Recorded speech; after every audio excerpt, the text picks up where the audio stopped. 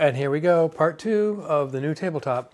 This is a little shorter than the previous video, but enjoy as I finish up the tabletop and put it in place and put it back in the living room.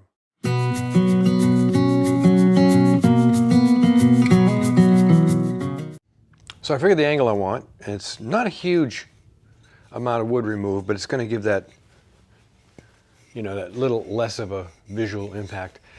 Yes, of course I did a test piece and did all the measurements.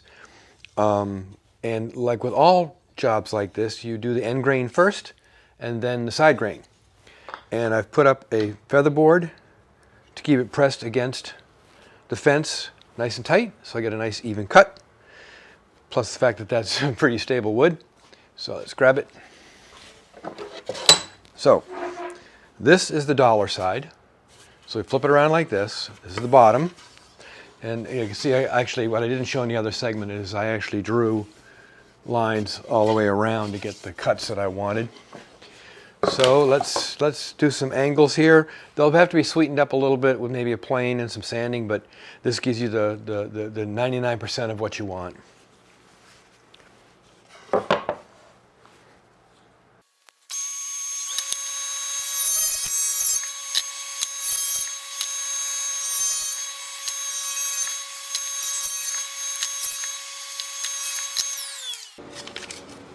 So yep, I got the angles cut. A little bit of burning, but you know, these dense woods tend to burn a little bit if you don't. I probably moved it a little bit against the blade that I shouldn't have.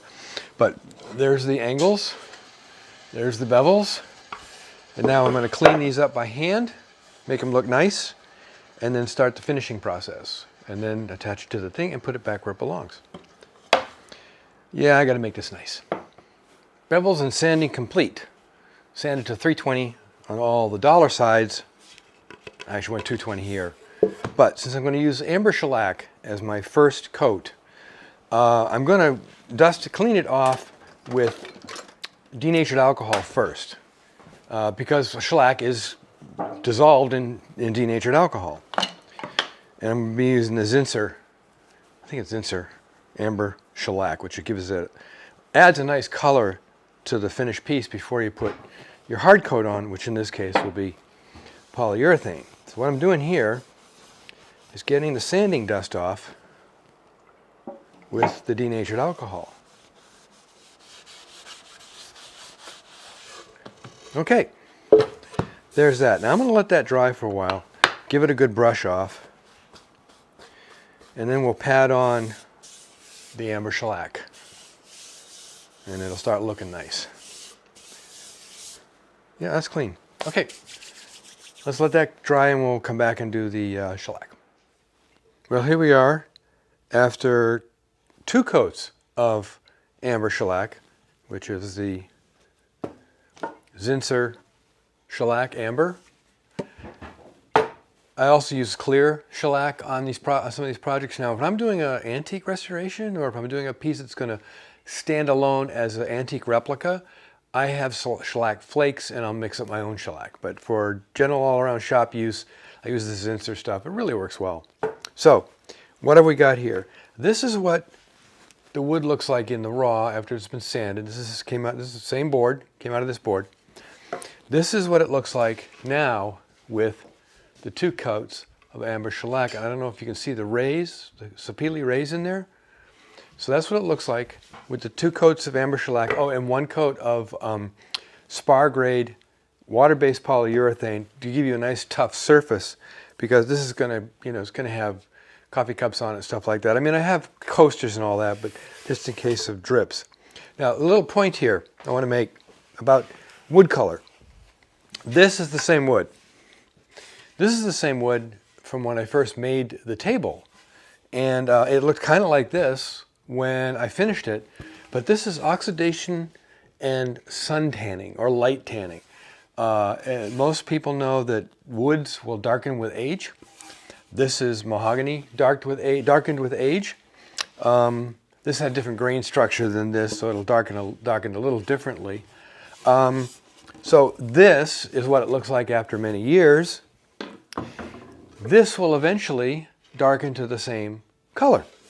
Now, something to be said about getting your wood from the same source or from the same board. So this is the base for the table. I want you to note the color of this wood and the color of this wood.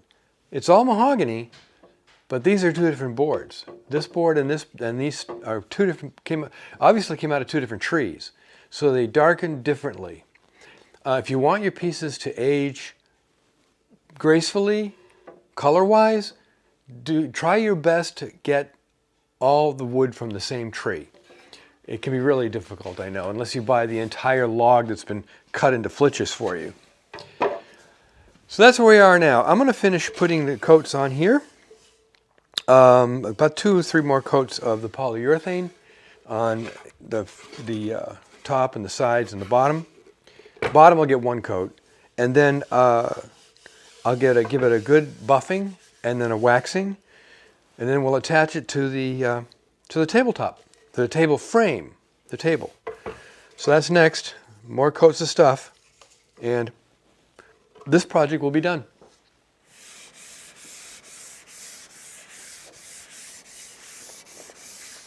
Okay, finish is done. Now, you may have seen it in the previous segments that the finish was kind of shiny.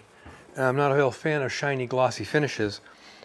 This will show up nicely in the room, but now I've got this more of a satin finish that I like more than the really shiny, glossy finishes. So now it's time to attach this top to the legs and turn it back into a table. But let me show you a few details first. Now here's the drawer. The drawer has a tiger maple front. There you go, see the rays, tiger maple front, a Sheridan knob, dovetails, and a dado in the back and a plywood bottom. Nice little story about the tiger maple. We get some of our tiger maple from Home Depot. Our Home Depot sells maple, and if you pick through the pile, you're bound and determined to find some. You'll find some bird's eye and some and tiger maple and maybe even some other. I actually found a piece of tiger red oak that is truly unobtainium. Yeah, I bought it. So there's the drawer. Now, the way the drawer goes into the tabletop is kind of neat. I got cleats here, as you can see, the drawer rides on, and then another cleat to keep it from going this way, or racking back and forth this way. Then up on top, I have another cleat here that keeps the drawer from falling forward. So take the drawer and slide it in, and because it has these cleats up here, it won't fall down, it won't roll, it won't rack, come down, and because of the side cleats, it won't rack back and forth. And it fits very nicely. I had to put some stop blocks back here just so I make sure I hit the surface here. Also, you have a gap here, here, and here. Trick for your drawers. So I ran a little rabbet along the bottom here that gives you a gap at the bottom of the drawer. So it looks like it's kind of floating in the slot. So let's attach this to the top now. I'm going to put the drawer down. Put the drawer down. I've also marked this inside where I want it so that it gets exactly where I want the thing to be. Okay. So it's in place. It's where I want it. Now we just take the pocket hole screws and drill them home.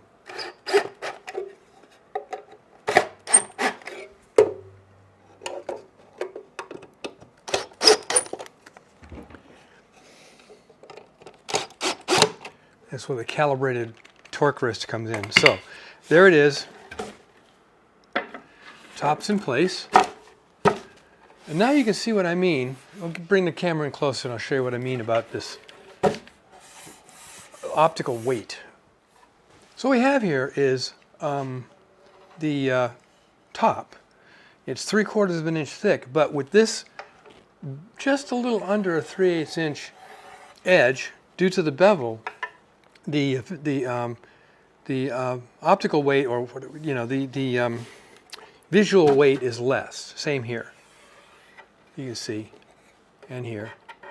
So it looks like a more delicate top than it is, considering, and that's good considering how delicate and spindly the legs are. So now we have to take it into the room where it lives and set it in place. And here it is in situ, where I sit on the couch. Here's again the before picture, and here's the after picture.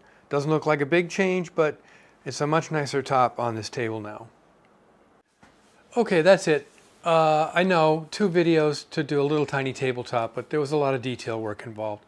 So anyway, until next time, make great things out of wood.